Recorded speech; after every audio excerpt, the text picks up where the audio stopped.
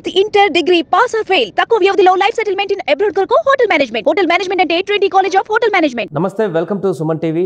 నేను మీ సాయి. ఆంధ్రప్రదేశ్ ముఖ్యమంత్రి చంద్రబాబు నాయుడు, తెలంగాణ ముఖ్యమంత్రి రేవంత్ రెడ్డి భేటీ కాబోతున్నారు ఈరోజు. సో ఈ భేటీలో ప్రధానంగా ఏ అంశాలు చర్చకు వస్తాయి? వీరిద్దరు భేటీ మొదటిసారిగా ముఖ్యమంత్రి స్థాయిలో అవుతున్నటువంటి సందర్భంలో కొంత క్యూరియాసిటీ అయితే నెలకొంది. దీనికి సంబంధించి మనం మాట్లాడదాం. మనతో పాటు Suman TV news chief editor Keshav గారు ఉన్నారు. సార్ నమస్తే. నమస్తే. సో మొదటిసారి ముఖ్యమంత్రి హోదాలో చంద్రబాబు నాయుడు గారు రేవంత్ రెడ్డి భేటీ అవ్వబోతున్నారు. సో ఇరు రాష్ట్రాలకు సంబంధించినటువంటి అన్ని అంశాలు కూడా వీరి భేటీలో ప్రస్తావనకు వస్తాయా? ఎజెండా ఆల్రెడీ ఫిక్స్ అయింది. షెడ్యూల్ 9, షెడ్యూల్ 10కి సంబంధించినటువంటి అంశాలు. అందులో కూడా 90 సంస్థలు ఉన్నాయి షెడ్యూల్ 9లో. ఒక 23 సంస్థల పైన ఏకాభిప్రాయం కుదరలేదు గతంలో. కొన్ని సంస్థలు ఆల్రెడీ పంచుకున్నటువంటి పరిస్థితి. అలానే షెడ్యూల్ 10లో 140 సంస్థల దాకా ఉన్నాయి. అందులో కూడా ఒక 30 సంస్థల పైన ఏకాభిప్రాయం కుదరలేదు. దానికి కారణం ఏంటంటే ఆస్తులకు సంబంధించినటువంటి అంశాలు ఎక్కువ ప్రస్తావనలో ఉండడం. అంటే ఇటు బదలాయింపు చేస్తే తెలంగాణకి ఎంత రావాలి, ఆంధ్రాకి ఎంత రావాలి, ఆ వాటాల విషయంలో కొన్ని తేడాలు ఉన్నాయి. సో అది ఏ విధంగా కన్క్లూడ్ చేస్తారనేది చూడాలి. తర్వాత 7 మండలాలు కూడా ప్రధానంగా ఇప్పుడు అంశానికి చర్చకు వచ్చేటువంటి లెటర్లో చంద్రబాబు నాయుడు గారు రాసినటువంటి అంశం చాలా క్లియర్గా విభజన హామీలు, విభజనకి సంబంధించినటువంటి అంశాలు చర్చిద్దాం అన్నారు. 7 మండలాలు అనేది బైఫర్కేషన్ యాక్ట్లో లేదు. అది సపరేట్గా ఒక ఆర్డినెన్స్ రూపంలో కేంద్ర ప్రభుత్వం తీసుకున్నటువంటి నిర్ణయం. పోలవరం కట్టడానికి ఒక వెసులుబాటుగా ఆ నిర్ణయం తీసుకున్నారు. సో ఇప్పుడు 7 మండలాల గురించి చర్చ ఏది జరిగినా కానీ ఆ లెటర్కి సంబంధించి ఎజెండా ఒక 10 అంశాలకు సంబంధించినటువంటి ఎజెండా ఫిక్స్ అయిపోయింది ఆల్రెడీ. దాని పరిధిలో డిస్కస్ చేయడానికి అవకాశం ఉంటుంది. అయితే ఎజెండాలో లేని అంశంగా ఒక ప్రస్తావన చేసే అవకాశం ఉండొచ్చు. తెలంగాణకు సంబంధించి 7 మండలాలు, ప్రధానంగా భద్రాచలం చాలా ఇబ్బందుల్లో ఉంది అని బీఆర్ఎస్ నాయకులు కూడా చెప్తున్నారు కదా. పార్కింగ్ కూడా అక్కడ ఆంధ్ర ప్రాంతంలోకి వెళ్ళి పార్కింగ్ చేయాల్సి వస్తుంది. ఆ పరిధి విషయంలో కొంత ఇబ్బంది ఉంది అని చెప్తున్నారు. సో ఆల్రెడీ బీఆర్ఎస్ కూడా 10 ఏళ్ళ అధికారంలో ఉంది కదా. బీఆర్ఎస్ అధికారంలో ఉండగానే తీసుకున్నారు కదా మండలాలు. ఏమైనా ఉంటే అప్పుడే జరిగి ఉండాల్సింది. సో ఇప్పుడు ప్రస్తావన చేసేటువంటి అంశాలను బట్టి కొన్ని గ్రామాలు భద్రాచలం దగ్గర కనుక కలిపితే భద్రాచలం రాములు వారి ఆలయానికి సమీపంలో తెలంగాణకి సంబంధించినటువంటి యాక్టివిటీస్ చేయడానికి వెసులుబాటు ఉంటుందనేటువంటి ఒక చర్చ నడుస్తుంది. సో దాన్ని ఎంతవరకు ప్రస్తావిస్తారు అనేది చూడాలి. ఇంకొక ప్రధానమైనటువంటి వార్త వినిపిస్తుంది ఇప్పుడు. పోర్టుల్లో కూడా వాటా కావాలి తెలంగాణకు అడుగుతున్నట్టుగా కొన్ని వార్తలు వైరల్గా కనిపిస్తున్నాయి. తిరుపతిలో కానీ వివిధ పోర్టుల్లో కానీ ఇది పాసిబుల్ అయ్యేటువంటి విషయమేనా? వీటితో పాటు మీరు అన్నట్టుగా కొన్ని అంశాలు మీడియాలో వస్తున్నది. రాష్ట్ర ఏర్పాటు తర్వాత ఆర్డినెన్స్ ద్వారా ఆంధ్రప్రదేశ్లో కలిపిన 7 మండలాలు తిరిగి తెలంగాణలో చేర్చాలి. ఇదో పాయింట్.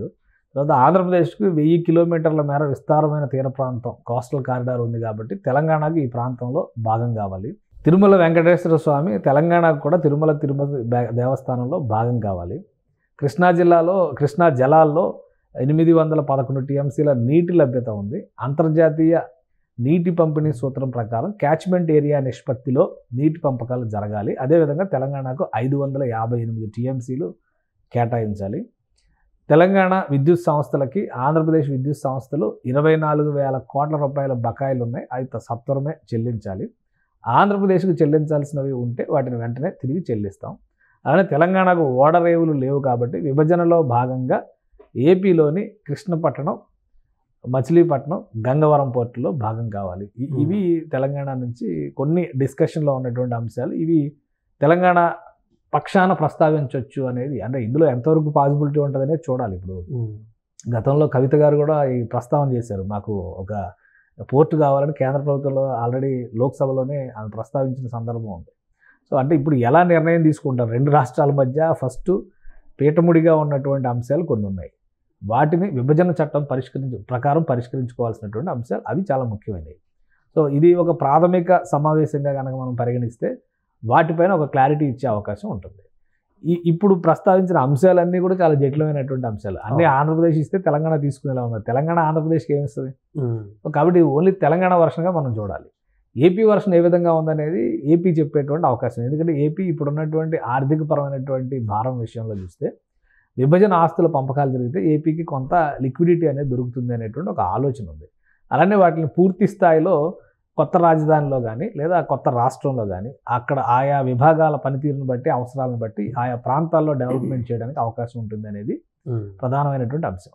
ఇంకొక అంశం ఏంటంటే ఆంధ్రప్రదేశ్ ప్రభుత్వ ఆధీనంలో ఇప్పటికి కూడా హైదరాబాద్లో కొన్ని భవనాలు ఉన్నాయి. వాటిని కూడా లిస్ట్ అవుట్ చేయించారు. ఆల్రెడీ కోమటిరెడ్డి వెంకటరెడ్డి గారు ఆ శాఖ మంత్రిగా ఆయన దానికి సంబంధించినటువంటి డేటా అంతా కూడా తెప్పించారు. లేక్ వ్యూ గెస్ట్ హౌస్ని కూడా అప్పగించమని ఒక ప్రతిపాదన, ఎందుకంటే సీఎం క్యాంప్ ఆఫీస్కి ఏది ఎంచుకోవాలనే దాని మీద తెలంగాణ సీఎం క్యాంప్ ఆఫీస్కి ఒక చర్చ నడుస్తుంది.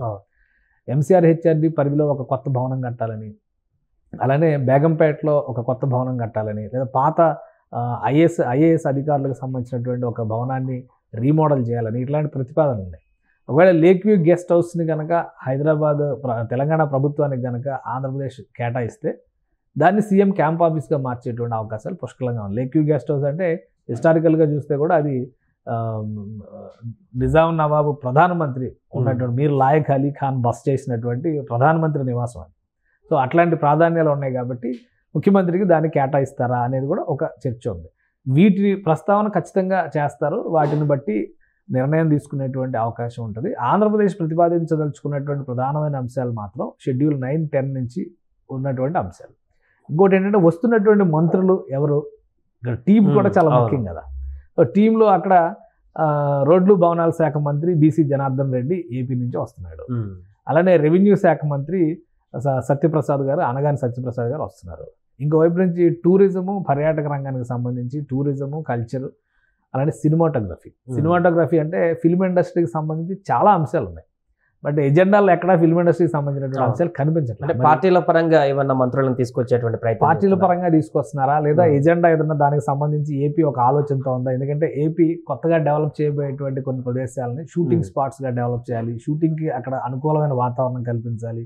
ప్రధానంగా అరకు లాంటి ప్రాంతాలు కానీ, గోదావరి జిల్లాలు కానీ, ఇటు హార్స్లీ హిల్స్, తలకోన లాంటి ప్రాంతాలు కానీ వీటిపైన ఫోకస్ పెడుతుంది ఏపీ. సో ఏపీ మనసులో ఏముంది అనేది అక్కడి నుంచి వస్తున్నటువంటి మంత్రులను బట్టి మనం చూడాల్సి ఉంటుంది. ఇక్కడి నుంచి ఎవరెవరు రిప్రజెంట్ చేస్తున్నారు అది కూడా ఇంపార్టెంట్. ఇక్కడి నుంచి రిప్రజెంట్ చేస్తున్నారు ముఖ్యమంత్రితో పాటు ఉప ముఖ్యమంత్రి, ఆర్థిక శాఖ మంత్రి. అటు నుంచి ఆర్థిక శాఖ మంత్రి రావట్లా, ఇక్కడ ఆర్థిక శాఖ మంత్రి బట్టి విక్రమార్క గారు ఉంటారు. అలానే పరిశ్రమలో ఐటీ శాఖ మంత్రి శ్రీధర్ బాబు ఉంటారు.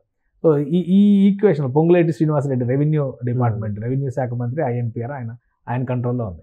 సో ఈ ఈక్వేషన్స్లో వచ్చేటువంటి అంశాలు ఏమైనా కొత్తగా చర్చకు వచ్చే అవకాశం ఉంటుందా అది కూడా పరిశీలించాలి. కానీ ఒకటి ప్రాథమికమైనటువంటి చర్చలు ఇవి ఖచ్చితంగా సుహృద్భావ వాతావరణంలో జరగాలని రెండు రాష్ట్రాల ముఖ్యమంత్రులు కోరుకుంటున్నారు. సో విభజన చట్టం ప్రకారం ఏవైతే జటిలంగా మారినటువంటి అంశాలు ఉన్నాయో వాటిని విభజించడం పైన ఫోకస్ పెట్టే అవకాశం ఉంటుంది. అలానే ఒక సుహృద్భావ వాతావరణంలో జరిగే చర్చలు కాబట్టి మా వైపు రిక్వైర్మెంట్స్ ఇవి అని రెండు కూడా పంచుకునే అవకాశం ఉంటుంది. తదుపరి సమావేశాల్లో వాటిపైన స్థిరమైన నిర్ణయాలు తీసుకోవడానికి అవకాశం ఉంటే ఉండొచ్చు.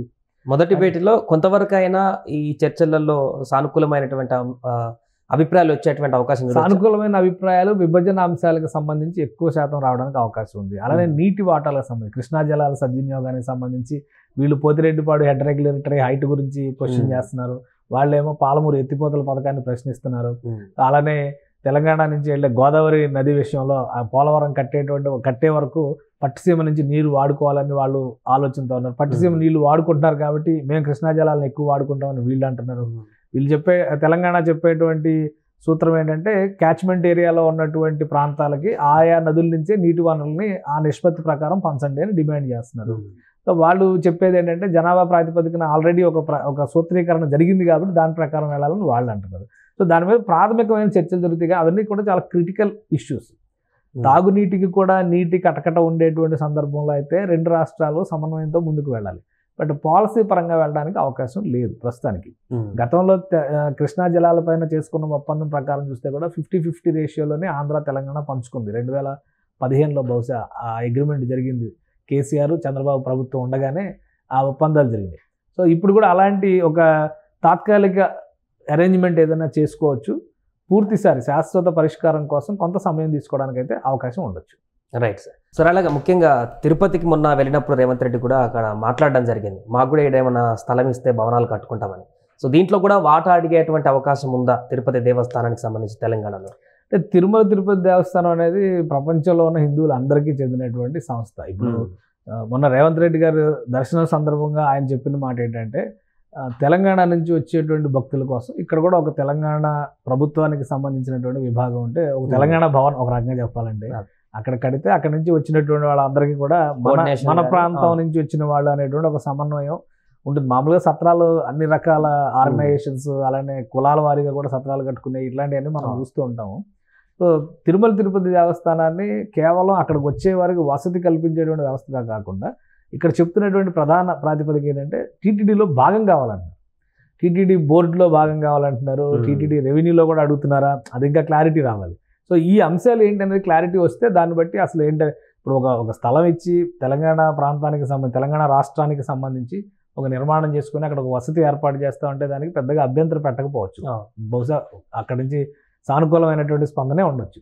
అయితే వాటాలు కావాలి. గతంలో కేసీఆర్ గారు ఏం చేశారు, మీకు తిరుమల ఉంటే మాకు యాదాద్రి ఉందన్న. సో అక్కడ ఒక 10,000 కోట్లు ఖర్చు పెట్టి ఆలయాన్ని డెవలప్మెంట్ చేశారు. మొత్తం అంతా కూడా తిరుమలతో పోటీ పడే స్థాయిలో ఆ మాస్టర్ ప్లాన్ అంతా కూడా తీసుకొచ్చారు. ఆ చుట్టుపక్కలంతా కూడా ఒక అద్భుతం అనేటువంటి రీతిలో అనుకున్నారు అందరూ కూడా. సో ఇప్పుడు వాటా అంటే ఏ విధంగా, కేవలం మాకు కూడా కొంత సౌకర్యాలు కావాలి అనేటువంటి రీతిలో ఉంటుందా? ఆల్రెడీ బోర్డు మెంబర్స్ రాష్ట్రాల కోటా ఉంది. బోర్డు మెంబర్ తమిళనాడు కోటా ఉంది, అలానే కర్ణాటక కోటా ఉంది, తెలంగాణ నుంచి కూడా ఒకరిని నామినేట్ చేసేటువంటి విధానం ఉంది బోర్డు మెంబర్స్ విషయంలో. అలానే కొంతమంది నార్త్ నుంచి కూడా చేస్తున్నటువంటి సంప్రదాయాన్ని టీటీడీ బోర్డు పాటిస్తుంది.